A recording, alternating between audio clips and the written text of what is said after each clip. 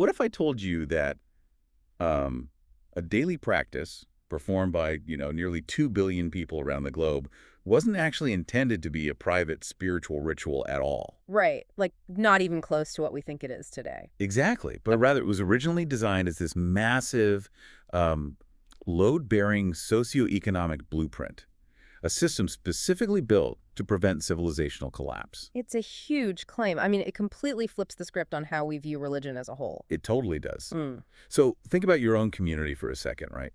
You probably see wealth inequality, systemic fraud, maybe exploitation. Yeah, it's stuff we just sort of accept as normal modern life. Right, exactly. Yeah. Now imagine if the proposed solution to all of that wasn't, I don't know, a new tax policy or a political revolution, but instead a fundamental re-engineering of how a society operates. And a blueprint that's been, hidden in plain sight within a 1,400-year-old text this whole time. Yeah. It's wild. So welcome to another deep dive. For you listening, especially if you love having your foundational assumptions tested, we are going into some incredibly profound territory today. Yeah, grab your hard hats for this one. We are stepping completely away from theology today. No sentimentality. Right, no mysticism. Yeah. Instead, we are looking at this as master systems engineers dissecting a text that is fundamentally about survival. We are looking at a profound sociological analysis of Surah 29, verse 45 of the Quran, specifically focusing on a concept that is universally known, but perhaps universally misunderstood. The concept of the discipline system, which is traditionally known as Salat. Right. And we really are approaching this purely as a structural analysis today, aren't we? Absolutely. We are reverse engineering a highly sophisticated behavioral framework. We are not interested in, the spiritual placebo effect. Yeah, we don't care how it makes you feel inside. Exactly. We are focusing entirely on structural outputs, rational tests, and the cold, hard mechanics of how a society functions, how it avoids just tearing itself apart. And the analysis we are examining makes a radical claim. It argues that reducing this massive system to a private devotional posture is actually a catastrophic misunderstanding of the original architecture. It's like taking the engine out of a Ferrari and using it as a coffee table. That is a perfect way to put it. So I want to jump right into the friction here. Because when you say the word salat to anyone who knows the basics, they immediately picture something very specific. Yeah, they picture a prayer mat. Right, a quiet room, someone performing a specific series of physical postures, reciting ancient words. It is widely understood as the ultimate private moment between an individual and the divine. But this sociological reading we're looking at today, it completely explodes that myth. It really does.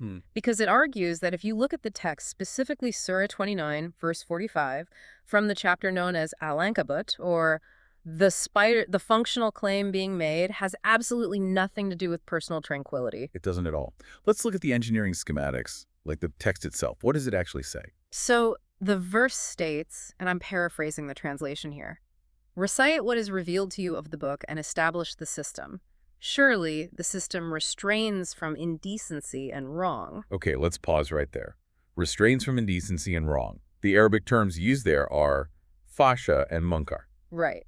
And in the context of this specific chapter, we aren't talking about vague, ethereal, spiritual sins. No, we're not talking about, having a bad thought. Exactly. They are tangible, measurable social predations. We're talking about economic exploitation, fraud, hoarding of wealth. Cutting the highway, right? Yes, highway robbery, public corruption, measurable societal rot. And I really want to highlight the absolute causality in that statement. It doesn't say this system might restrain exploitation. Or that it's a good attempt at making people nicer. Right. It says surely it restrains. It defines the discipline strictly by its output. Which is fascinating from an engineering perspective because it essentially gives us a built-in rational test for the entire framework. It's exactly like a quality assurance metric in a manufacturing plant. Right. If the factory's stated purpose is to produce microchips and at the end of the line you just have a pile of melted plastic. You don't applaud the factory for operating its machines really loudly. No. You shut it down and say the system is broken. Exactly. The text converts religion from this set of, unproven mystical assertions into a measurable, load-bearing structure. If a society performs a physical routine they call a prayer, but predation, fraud, economic exploitation, and public corruption remain completely unchecked, then the discipline is demonstrably failing its own stated specification. Right.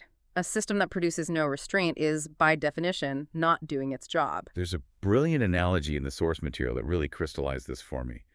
The doctor's prescription. Oh, yeah, that's a great one. Walk us through it. Okay, so imagine you have a raging, life-threatening fever. You go to a master physician. The doctor writes a prescription and says with absolute certainty, take this medicine exactly as prescribed, and it will surely bring your fever down. Okay, so you go home, you supposedly take the medicine, but the fever doesn't drop. Right. In fact, society's fever of corruption is getting worse. So, in that scenario, basic logic dictates that one of three things must be true. Option 1, the doctor is a quack and gave you the wrong diagnosis. Right. Option 2, the medicine itself is fake or biologically ineffective. Or option 3, you aren't actually taking the medicine correctly. Like maybe you are just reading the label out loud every morning instead of swallowing the pills. Exactly. And if we apply that rational engine to the text, for a believer, the doctor, in this analogy, cannot be wrong. Right. The source is divine, so that's off the table. And the medicine, the prescribed system, cannot be wrong. Therefore, the third option is literally the only logical conclusion left. What the people are currently doing, this private, isolated ritual, is demonstrably not the medicine that was originally prescribed. It can't be. The math doesn't work out.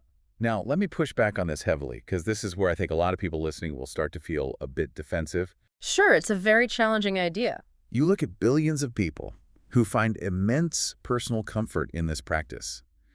They would say, look, we are only human. The world is a corrupt place. Capitalism is ruthless. Politics are dirty. But at least I am praying. At least I have good intentions. Right. At least I have the intention of being close to God in my living room. Doesn't it count for something? Isn't there value in the spiritual placebo? It's a totally understandable defense, but the structural analysis we are dissecting simply does not accept that sentimental excuse. Pretty ruthless, actually. It is ruthless in its pragmatism. Let's go back to the title of the chapter, Al-Ankabut, the spider. Okay. The text uses the metaphor of a spider's web to describe belief systems that are built on unproven assertions or mere rituals. Think about a spider's web. It looks incredibly intricate. Right. It catches the morning light beautifully. It looks like a masterpiece of engineering. Yeah. But it is the flimsiest of all houses. It can't bear any structural weight. Exactly. If a gust of wind comes or a predator steps on it, it is destroyed instantly. Oh, wow. So a religion of pure ritual, no matter how beautifully it is performed, is a spider's web. Yes. The verse gives you the acceptance criterion for a structure that can actually bear weight. Does it physically restrain exploitation and wrongdoing? And if it leaves social predation untouched? Then the religion of that society is just decorative threat. It is a placebo. And a placebo is actually incredibly dangerous in a failing society, isn't it? Extremely dangerous. Because it gives the population a false sense of security while the civilizational structure rots from the inside out. They think they're doing the hard work. But they are just spinning webs. Okay, so if the current private ritual isn't producing the output, if the fever isn't dropping, we have to go back to the drafting table. You have to look at what the original system actually was. Because the vocabulary being used around this practice has been totally warped over the centuries, hasn't it? Let's talk about the linguistics. You can't reverse engineer a machine if you are misinterpreting the labels on the blueprints. You really can't. And the linguistic shift is where this entire misunderstanding begins. Let's look at the foundational phrase used in the text. Iqamat-us-Salat. Okay, Iqamat-us-Salat. In casual modern translations, you'll almost always see this rendered as read your prayers or perform the prayer. But the structural analysis notes something fascinating. The Arabic text actually never uses the phrase read prayer. The operative word is iqma.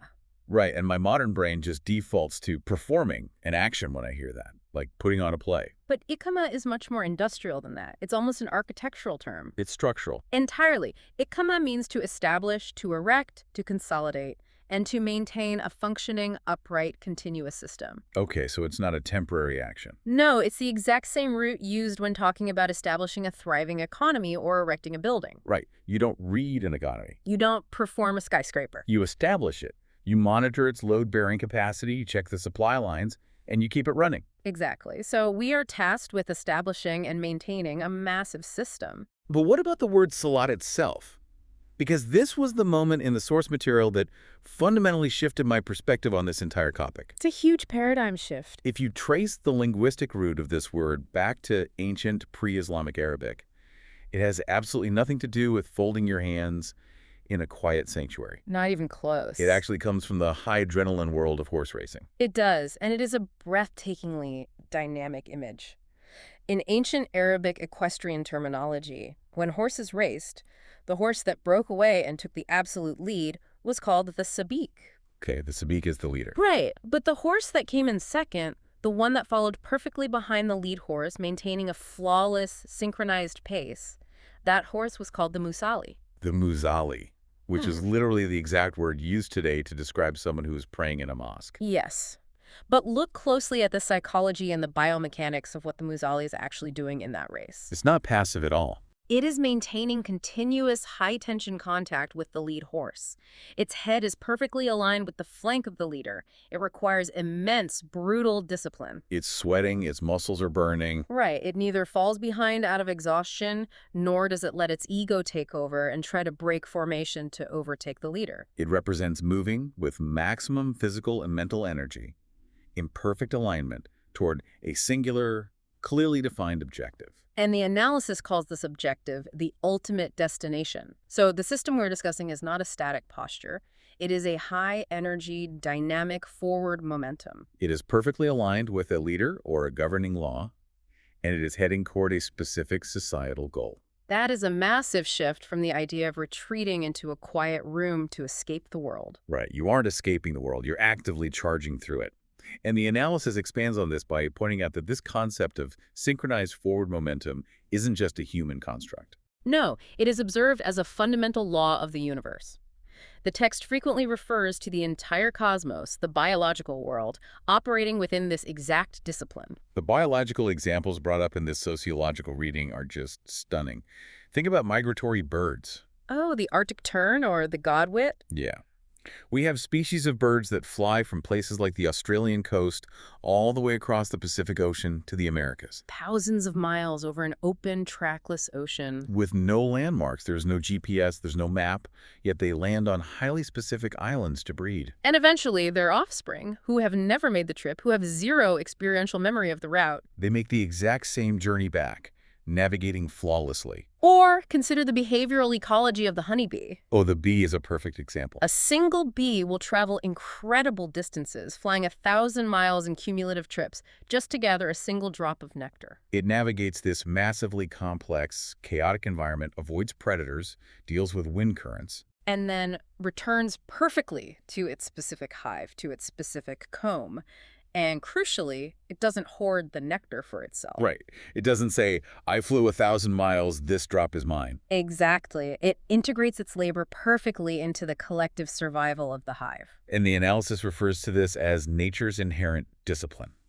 It's a flawless adherence to a programmed law of nature. The bird and the bee are perfectly aligned with their biological programming. They expend massive amounts of energy moving toward a precise, defined objective, and they do not deviate. Like, they don't suddenly decide to fly sideways just to see what happens. But this observation raises a deeply critical sociological question. Which is? If nature already performs this synchronization perfectly by instinct, why do humans require a consciously established system to achieve the same thing?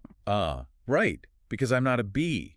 I don't have a biological hard drive forcing me to contribute to a collective hive. You have the option to act otherwise. I can choose to be incredibly selfish. Exactly. Humans are not biologically hardwired for collective equity in the same way insects are.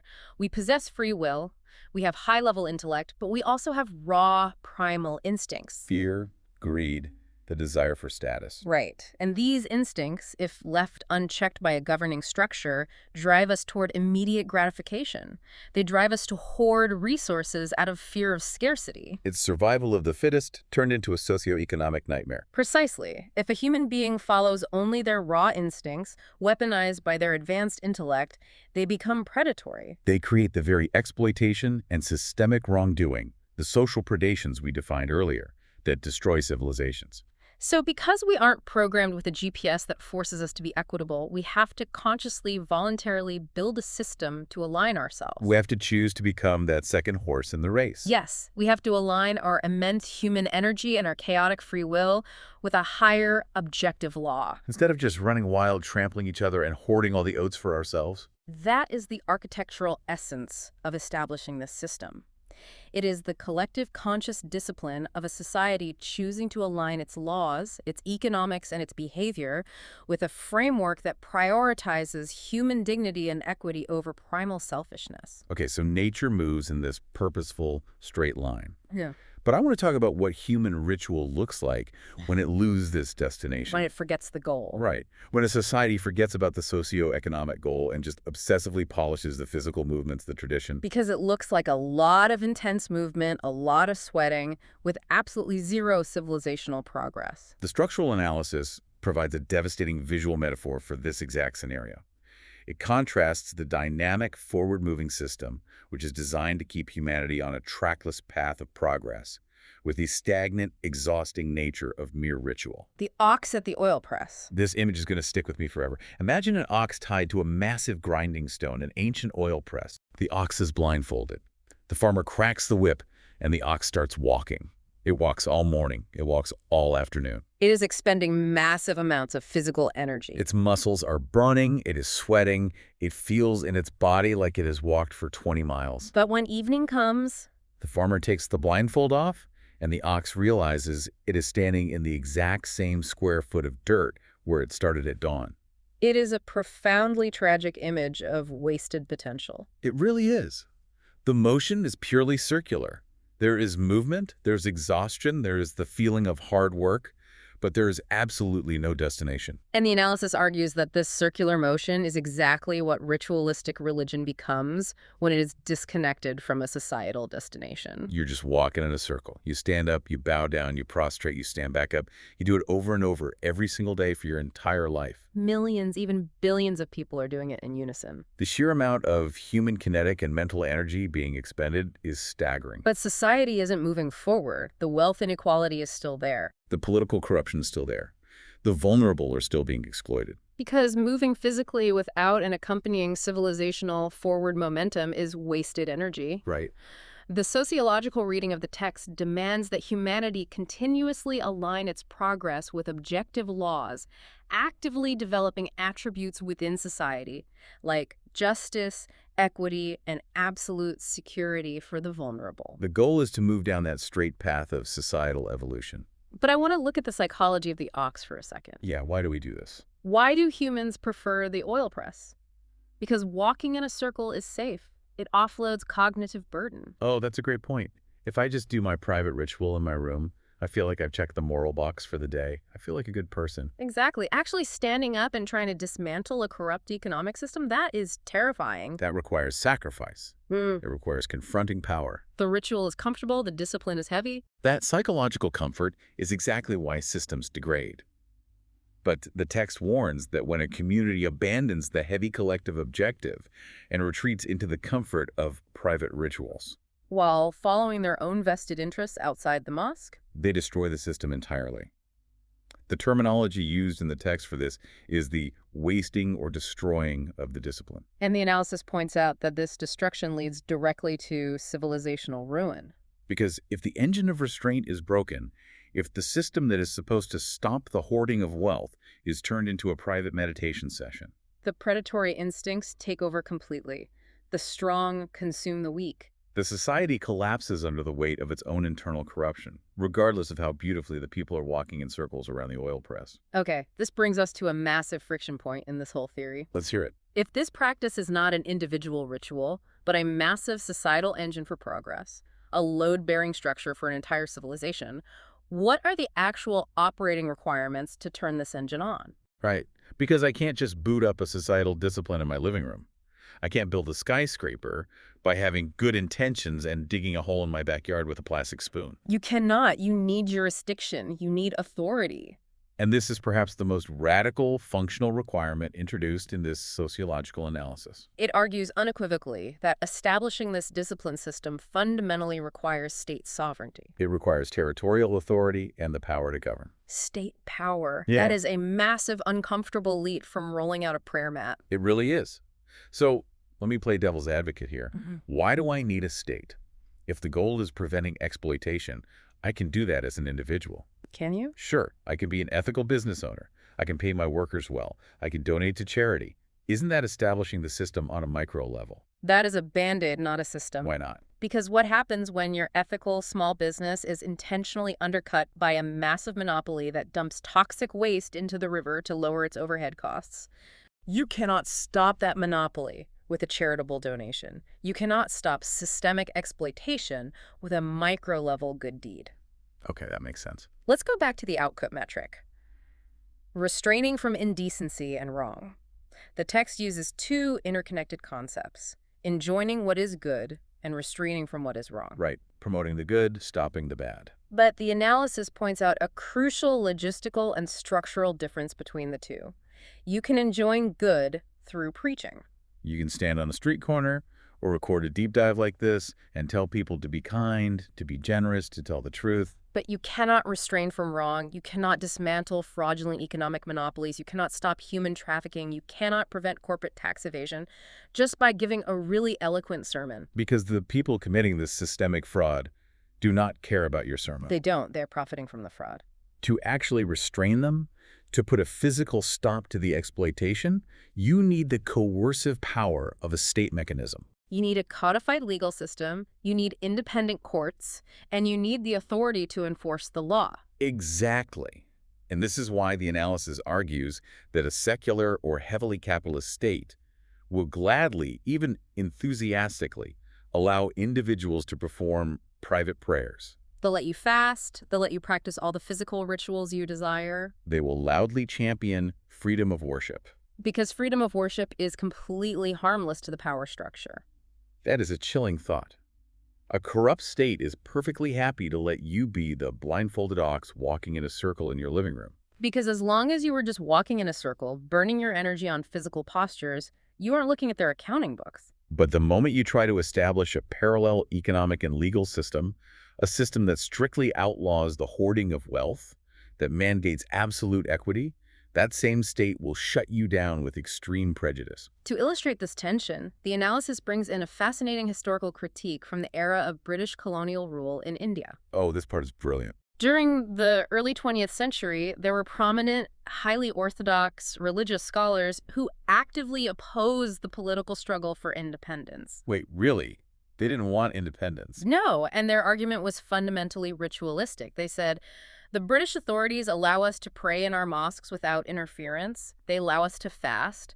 Therefore, our religion is perfectly safe. We have complete religious freedom. We do not need a sovereign state. But Muhammad Iqbal, the great philosopher and poet, completely eviscerated that logic, didn't he? He did. Iqbal mocked the mindset of the religious cleric who thought his faith was free simply because the colonial authorities permitted him to physically prostrate on the ground. Because Iqbal understood structural engineering. Exactly. He understood that the permission to perform a physical movement is not the same as the freedom to run a socio-economic system. If the laws governing your markets, your justice system, your property rights, and your societal structures belong to a foreign or secular authority that operates on predatory capitalism, then the discipline system of equity is not established, regardless of how packed the mosques are on a Friday. I really want to press you on this because the implications are staggering. Go for it. Are you saying, based on this text's internal logic, that the individual act of prayer done by a deeply sincere, morally upright person living in a secular capitalist system doesn't technically qualify as establishing the discipline? According to this analysis, yes. That billions of people are entirely wasting their time. That feels incredibly dismissive of genuine spiritual devotion. Yeah. How does the text reconcile that? It is a harsh reality to confront, but based purely on the structural analysis of the text's own vocabulary, the word iqama, to establish a functioning system, the individual act does not qualify as establishing the system. Just frape this. It is a private devotional practice. It may bring the individual psychological comfort, which has personal value, but it is not the Iqama of the system. Right. Think of it this way. You might be holding the most perfectly drawn blueprint of a hospital in your hands. You might study that blueprint every single day. You might love that blueprint. You might have memorized every hallway. But until you have the land, the materials, and the construction crew to actually build the hospital, you cannot treat a single patient. Without sovereignty, the socio-economic outputs, the actual physical restraining of exploitation, cannot be enforced. Therefore, the system remains a blueprint. It is not established. Okay, so if the modern sanctuary is just a place for private meditation under secular laws, what did the original headquarters of this sovereign system actually look like? Good question. If we go back to the historical blueprint during the time of the Prophet, how did this machine actually operate in real time? To understand the original operational reality, we have to look at the phrase used to gather the people, as-Salat Jamia. As-Salat Jamia. In that era, the central gathering place was not merely a quiet sanctuary for contemplation. It was the absolute nerve center of the government. It was the parliament, the Supreme Court, the military war room, and the center of all civic administration. Right, because they didn't have mass media. They didn't have emergency broadcast alerts on their smartphone. No Twitter, no news channels. Exactly. So when a critical issue arose that required the attention of the state, a national emergency, an impending military threat, the ratification of a foreign treaty, Or dispatching state ambassadors, or the critical need for collective democratic consultation, which the text calls shura. right, when any of that happened, the call as-Salat Jamia would be broadcast across the city. It essentially meant gather for the state assembly. It was a civic summons. It wasn't just a clock striking the hour for a personal break. Yes, the entire community would converge on the central hub. And the physical acts of that assembly, which modern observers only recognize as the movements of prayer, had a profound political, psychological, and disciplinary function. This is where it gets really visual. Imagine the scene. Citizens standing in perfectly uniform rows, shoulder to shoulder, The tribal chief standing right next to the laborer. completely erasing the visual hierarchy of class and wealth. They stood in absolute disciplined silence to listen to the reading of the constitutional law. They bowed together and they prostrated together in perfect unison. I see exactly where this is going. It wasn't a mystical trance. No. It was a highly choreographed physical manifestation of a pledge of allegiance. Precisely. By moving in flawless synchronization behind the leader of the state, like the second horse in the race we discussed earlier, they were physically demonstrating their absolute submission to the constitution of the state. They were pledging to obey the objective law. And crucially, that obedience was not meant to end when they walked out the door of the assembly hall. That exact same discipline, that same unbreakable unity, extended seamlessly from the floor of the gathering to the battlefield to the chaotic marketplace to the courts of law. The assembly was the daily training ground for civilizational discipline. There is an analogy regarding military uniforms in the analysis that perfectly captures the tragedy of how this has devolved over time. Oh, the retired soldier. Yeah. Consider a modern army soldier. That soldier is subjected to intense regulations regarding their uniform, down to the absolute smallest, seemingly insignificant detail. The exact angle of the beret on their head. The precise micron-level polish on their brass buttons. The specific mandated way their bootlaces must be tied. Now, realistically, tying your bootlaces in a specific knot does not magically give you the power to defeat an enemy combatant. No, the knot itself has no combative power. But those minor obsessive details build the psychological framework of discipline. They create the visible pattern of uniformity required for massive, coordinated, instinctual action under the extreme stress of incoming fire. Exactly. It builds the unit, strips away the ego. But here's the punchline of the analogy. Okay. Imagine a soldier who serves his time and retires from the military, goes back to his civilian home. And every single morning at dawn, he wakes up and puts on his full, heavy combat uniform. He polishes his brass to a mirror shine. He ties his boots perfectly, according to the old regulations. He grabs a wooden broomstick, goes out into the narrow alley behind his house, and marches back and forth, calling out the drill commands to himself and executing them flawlessly. He is performing the physical ritual with absolute perfection. He is. If you graded him on his form, he'd get an A+. But is he defending the nation? No, he is just an old man marching in an alley with a stick. The outward form remains, the physical movements are exact, But the functional output, the defense of the civilization, is completely dead. He is entirely disconnected from the actual military command structure. And the analysis argues that this is exactly what the modern ritual has become. Millions of people are waking up, putting on the uniform, tying the boots, and marching in the alleyway. But the army of civilizational justice has been disbanded. That is just, it's a gut punch. And this brings us to the sharpest, most uncomfortable edge of the entire system. Because this civilizational army wasn't just built to fight external foreign enemies. Right. It had an internal target. The discipline system was specifically engineered to target and dismantle the most powerful, destructive internal enemy of any human society. The primal instinct to hoard wealth. The economic engine. This is where the abstract philosophy hits the pavement.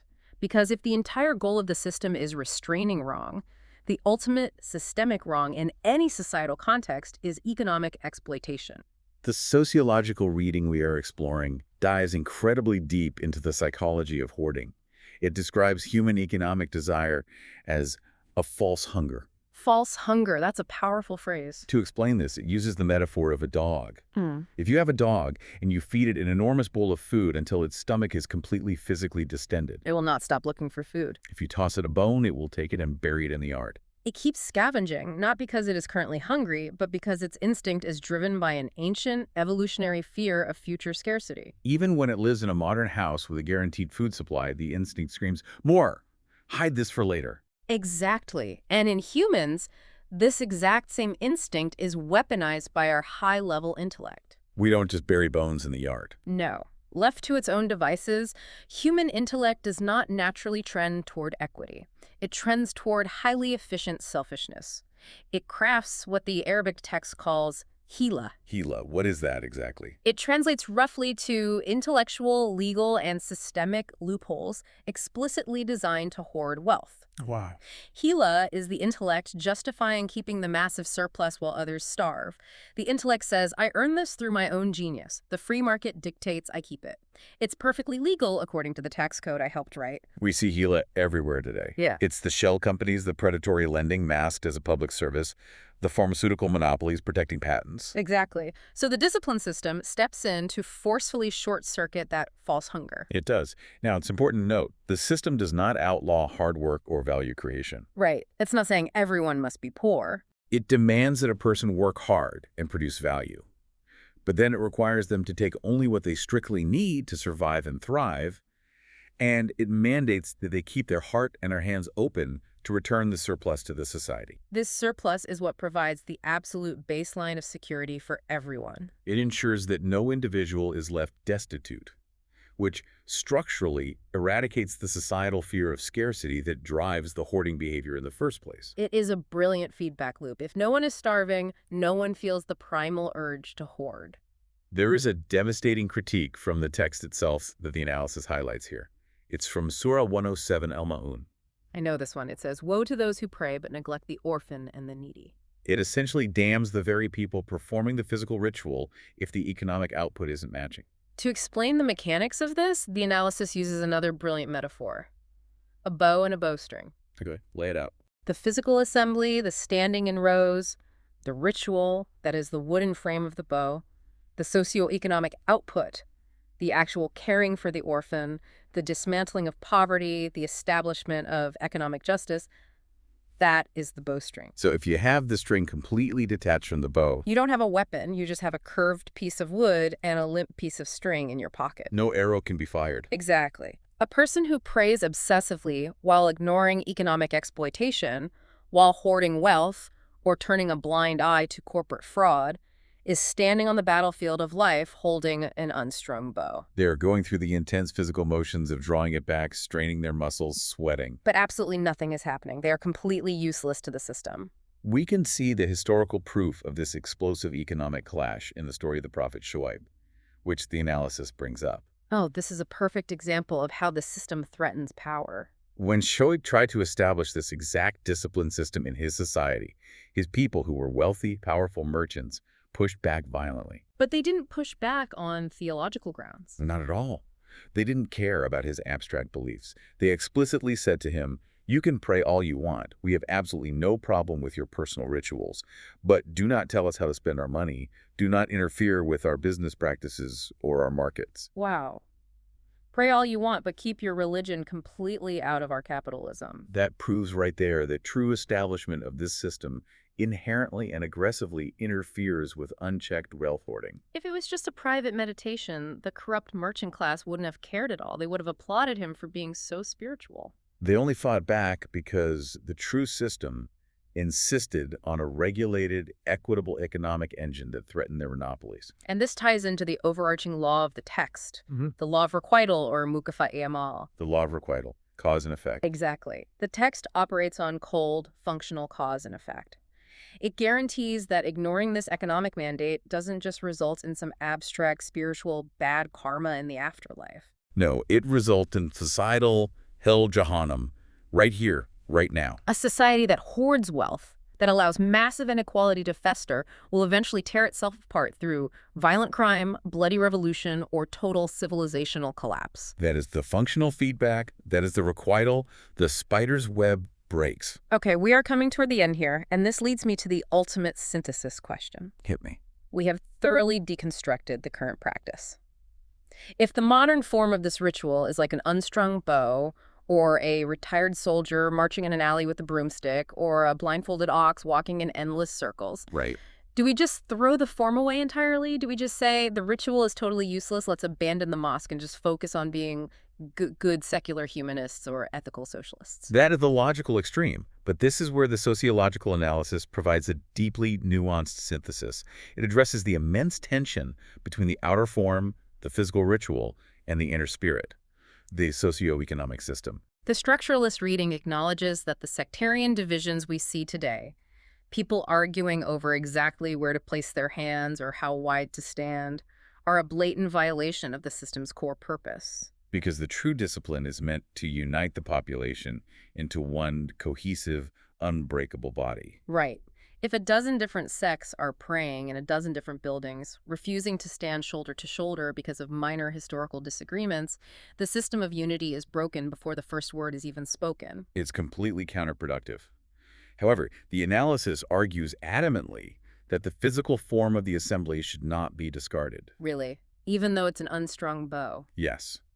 Even though the functional spirit is currently missing, the physical form serves a vital strategic function as an identifying symbol. It is the visible uniform that keeps the global community connected across borders and languages, even if the civilizational army is currently inactive. To bring this home, there is a powerful piece of imagery used here, the dry branch. The dry branch. Imagine a massive, ancient tree in the dead of winter. There is a branch on that tree. It has no leaves. It bears absolutely no fruit. The birds have long since abandoned it. To the naked eye, if you just look at the output, it looks completely, hopelessly dead. But look closer. It is still physically attached to the trunk of the tree. Exactly. And as long as it remains attached, there is a mathematical probability of hope. There is the possibility that when the structural seasons change, when the spring returns, Meaning, when the true system of equitable governance is finally reestablished. the lifeblood, the sap, will flow from the roots up through the trunk and into that dry branch, and it will blossom once again. It will bear the fruit of justice. But if you look at the dry branch today, declare it useless and take a saw and cut it off. It is dead forever. You have permanently severed its physical connection to the source of life. The formal rituals we see today, being practiced by billions, are those dry branches. We do not keep them because they are currently producing the fruit of socioeconomic justice. We keep them as vital placeholders. We maintain the physical connection to the tree, waiting for the day when the structural, societal discipline can be breathed back into them. The outer form preserves the identity of the community, patiently waiting for the purpose of the community to be restored.